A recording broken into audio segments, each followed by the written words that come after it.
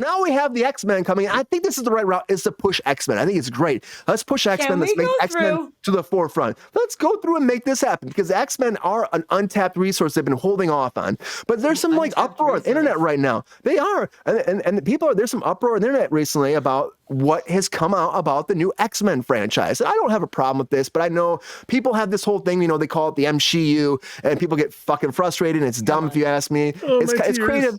It's creative, but it's like, also I'm like, but Daniel Reitman came forward. He's a pretty big insider, and people talk about him all the time. He came forward, and they're starting to write the new script for X-Men, and they're saying it's to be more female focused. So it'll be all the female members of the X-Men teaming up together and focus on their story. No Magneto. They definitely don't want to have Magneto in there. They said none of that. They want to have Mr. Sinister come in to be the villain for this. Don't hate it.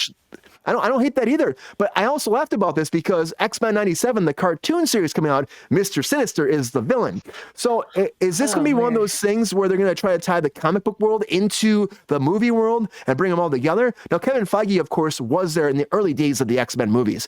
He was there with casting Hugh Jackman. He was there with all the early building blocks of all of the X-Men movies. And so his idea is to not do the same thing again, but also give them a good send-off and make something completely different for the new movies. And maybe this would be, you make a female cast, and you bring them out, you bring some freaking sexy ass fucking superhero girls coming in there, kick some ass, take some names, and then fucking put some powers out there. I don't know. But for me, it sounds cool, but I like Mr. Sinister. He's a fucking great character. And I just don't know, like, if we're doing it for the cartoon, should we do it for the movie too? I don't know. There was, Mr. Sinister was almost cast before everybody. I don't know if you knew this. When they did the New Mutants, they almost had this all worked out where John Hamm was going to be Mr. Sinister, and then at the last minute, they canceled the whole thing. I don't hate that. I don't hate John Hamm being that. Why did they do him as Nathaniel Essex? Sure. I could see it. There's rumors he might be Dr. Doom too. I could actually see that too, but I wouldn't mind him coming in as Mr. Sinister. I think he'd be great. I got to go to Sean first, everybody. I'm sorry. I'm going to go to Sean first. Sean, you hear about this? Yeah. Do you think that's okay? Are there enough characters that you can see? I mean, it'll probably be Storm maybe leading this pack, but do you see a group that could be like harnessing to be the best X-Men moving forward with a female cast? And you see Mr. Sinister being the person to be the big bad? I will say this: like they've done this before in the comic books. When they relaunched X-Men, probably about a decade ago, maybe even 5 or 8 years ago. At this point, they relaunched X-Men. It was the core title, and it was an all women's team. It was Jubilee. We had Psylocke on there. We had Storm on there. I can't remember the other ones. Rogue probably. Emma Frost might have been in there.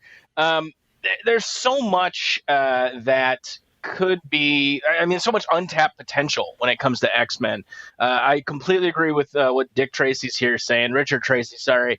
There's just a lot of good storylines. There's a lot of good characters. There's a lot of good things. But I think if you're going to introduce mutants into the MCU, there has to be like a more approachable way to do that. It feels like they're rushing things. There's a big kind of potential danger here, isn't there, Sean?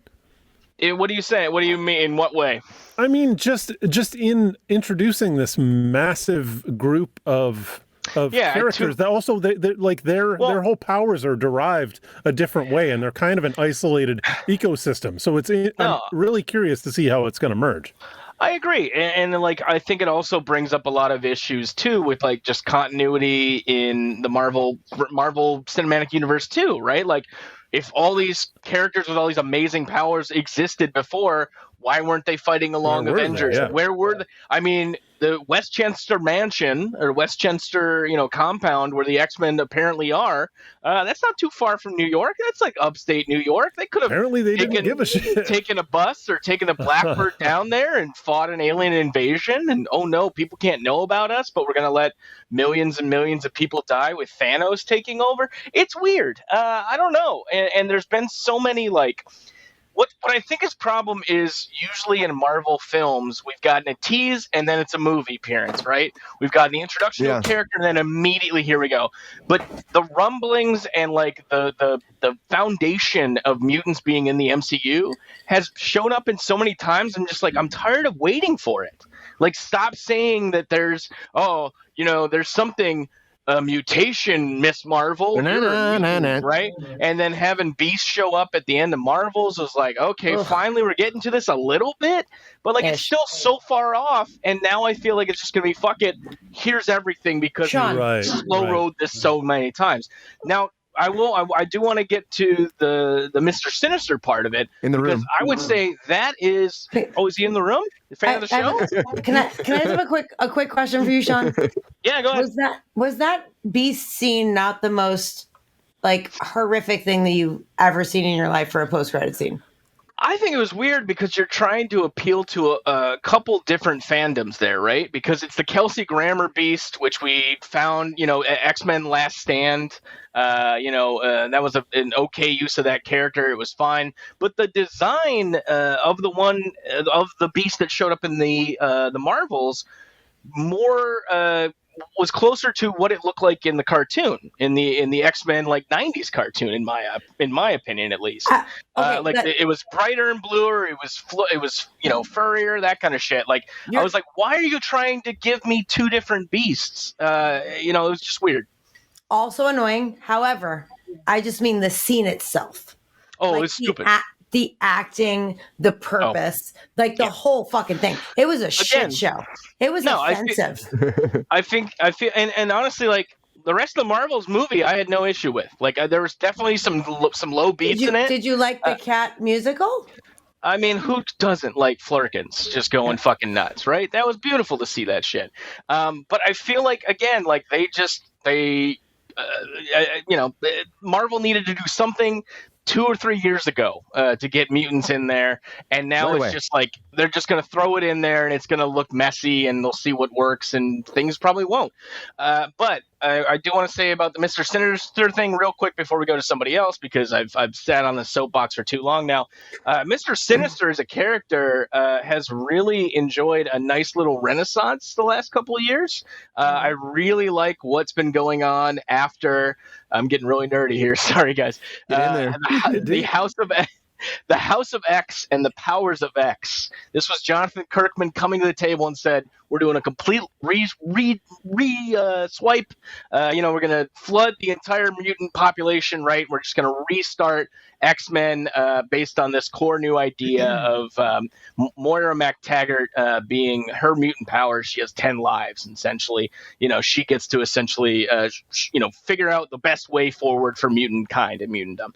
But what they've done with Nathaniel Essex, what they've done with Mr. Sinister has been amazing. I've really enjoyed him as a sort of villain, sort of like ne'er-do-well that's just kind of there to like push over the dominoes when no one's ready for it. So it could be interesting. And again, you get a lot into especially I think Mr. Sinister works in the MCU because with what's going on with Spider-Man and the symbiote that was left over and Miss Marvel becoming a mutant, right? There's a lot of genetic kind of stuff, which plays right into the Mr. Sinister wheelhouse. So excited to see him. If that's the case, I think a John Hamm Mr. Sinister would be amazing. Give him 3 or 4 of himself to kill and backstab, and it'll be great. Absolutely, X-Men Evolution was fantastic. I completely agree, Queen. That could be cool, actually. The evolution would be good, too. It's like they're talking about starting off and then make a new X-Men team. I mean, Kevin Feige knows the X-Men very well. And honestly, it seems like they are trying to tie in some of the nostalgia, the early stuff, the 90s, the cartoon stuff. Mr. Sinister, though, like Sean, I'm going to go with Mike, actually. Mike, so you hear about this, and it's like the cartoon 97 is moving forward with Mr. Sinister. We know that. That's done. It's coming out. It's been delayed a little bit, but he is the main protagonist. Do you think that... antagonist. I think antagonist. But what do you think? Do you think that this is actually a good idea to actually use the same character in both the movie and the cartoon? And do you see this being a problem? I mean, do you think that's just fans being pissed because they don't want anything changing when it comes to the MCU shit? Or do you think that, yes, we should just like go with our core group and like not try to do something different just to do something different? No, I actually think that's a great thing to have, that's a kind of cross continuity going, especially when, like I mentioned to Sean, I'm concerned because up till now, pretty much the MCU in terms of continuity, I don't really see how there's any possibility of it being any tighter than they have played it so far. It has been so incredibly, I can't think of the word for it, but everything, all the dominoes are all related. There's not a lot of architecture, basically. Yeah, there are some threads that are out there floating. Yeah, but, sure. But like in terms of what is feasible in Hollywood, I don't see that they could have they could have hoped to do a better job than they have. That said, bringing in the mutants, I think that's going to have to go out the window to some degree. I think that they're going to have to loosen their buttholes a little bit and open themselves up to some new experiences. Sorry, that was a strange analogy. What I don't know from, I would love to see John Hamm as Mr. Sister, but I don't know. I don't know anything. I don't know anything about this bad guy, Sean. I am actually ready to. I've been reading some comics, but not X-Men. But I do think actually I'm a big X-Men fan. I think I would like to dive into some more. Do you have any Mr. Sinister arcs that you would recommend off the top of your head, Sean, or anything we can throw in the video? So anything that, again, after Hoxpox, House of X, Powers of X again, so you're going to look at Dawn of X, where basically it was retconned that Mr. Sinister is a mutant, but they just completed earlier this year a series called Sins of Sinister, which... In the beginning of Hoxpox, there was a lot of like coded messages in the beginning of the comic books. And there would be all these kind of releases where people would be trying to translate them and figure out who they were about and what they were. And basically, it turned out that these were dispatches from Mr. Sinister saying, yes, I'm on this council and I'm playing nice with everybody, but I'm also Mr. Sinister, so I'm fucking with a lot of shit behind the scenes.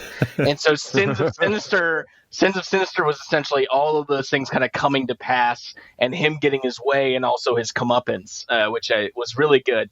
But yes, if you have not read it, they just released, I believe, earlier this year, a really nice omnibus of Hoxpox, which was, I think, 20 issues, I want to say, or 12, one of the two. But still, really good reading. It reset the entire mutantdom. Nathaniel Essex fingers and tendrils are all over the fuck of it. So excited for that. Yeah, I'm gonna put that on order at my local library. See if they can put a hold on that.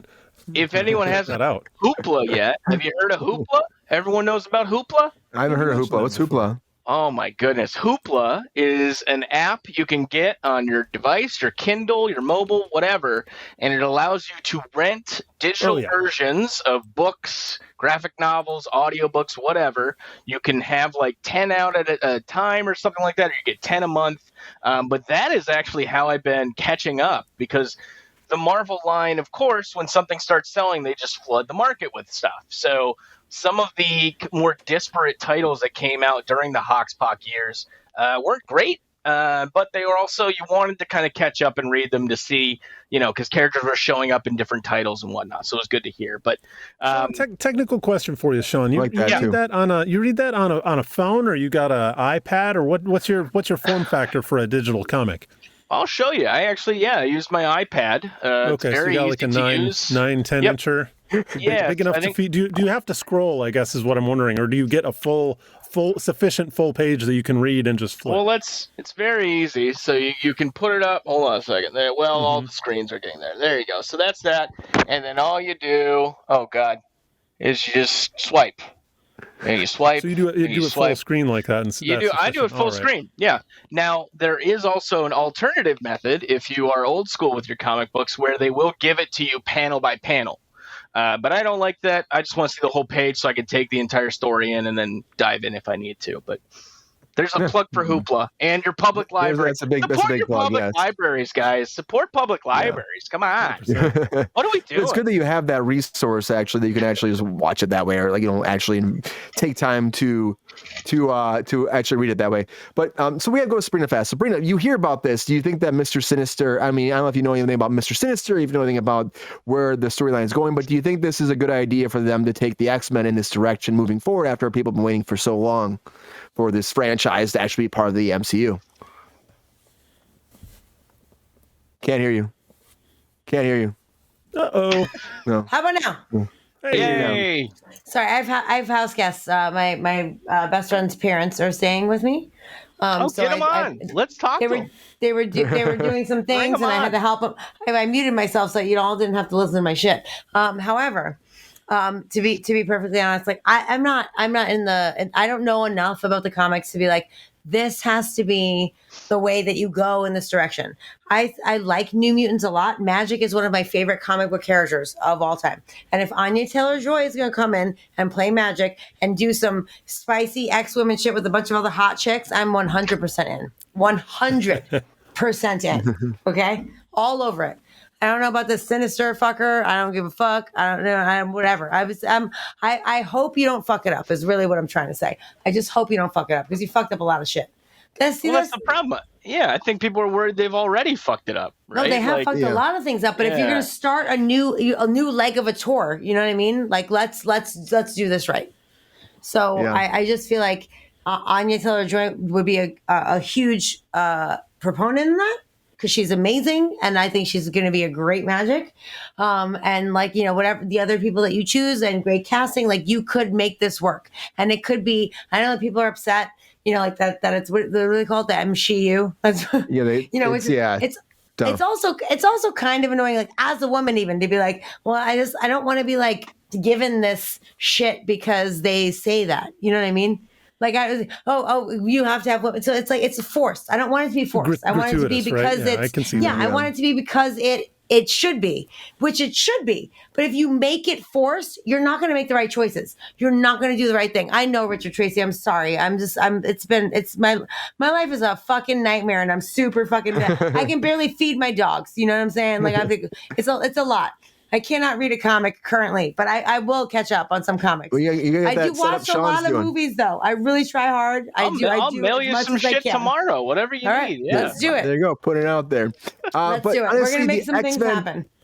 The X-Men are coming, everyone, and I think that's where they need to take this direction for the MCU moving forward. It's about time. Yo, player, thanks for watching the video. If you enjoyed this video, please like and subscribe and hit the bell to be notified when we are live. And if you are able to join our Patreon, please join. Because the Pep Star needs more snickety snacks. Because I'm hungry. Holla back. Love y'all.